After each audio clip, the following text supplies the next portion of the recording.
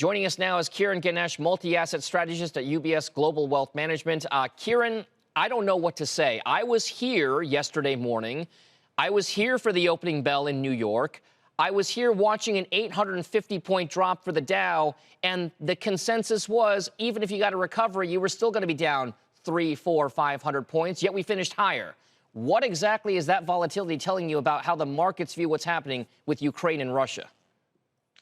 Well, I think it tells you that we're in a time when there's some really huge forces affecting global markets. We've got that whole story about rates and inflation, and this story with Russia and Ukraine, and they're now interacting, and that's creating a lot of volatility in markets. So I think what we saw specifically yesterday was, on the one hand, some relief that the sanctions aren't going as far as affecting Russian energy flow. In our view, that is really the key factor for driving markets and the economic outlook with respect to the Russia crisis.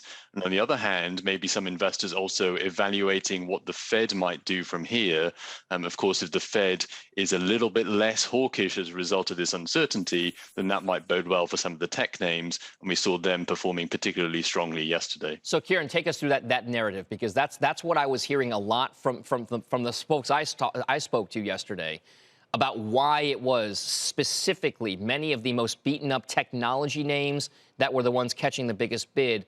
It was this notion, and Mohamed El-Erian was on CNBC just yesterday saying that 50 basis points in March for the Fed is completely off the table. Those are his words. How much of that tech rally, a 3.3% gain after steep losses for the NASDAQ, is tied to the notion that the Fed is going to be, in what you were just saying, less hawkish? I think some of it will be down to that, and I would think we would agree with what Dr. El-Erian is saying, that it is unlikely we're going to see a 50 basis point hike in March. That is supportive. But on the other hand, also investors are going to be seeking some level of safety and insulation away from companies which might be quite directly affected by the crisis in Ukraine. And then you see that around 70% of the NASDAQ is in bear market territory, so people are looking for stocks to pick up. So, we're focused on names in the artificial intelligence, big data, and cybersecurity space, which is very topical at the moment, as potential opportunities to take advantage of the current volatility in technology. So what goes on the shopping list? How should you position if you are a trader or an investor out there right now, given Ukraine?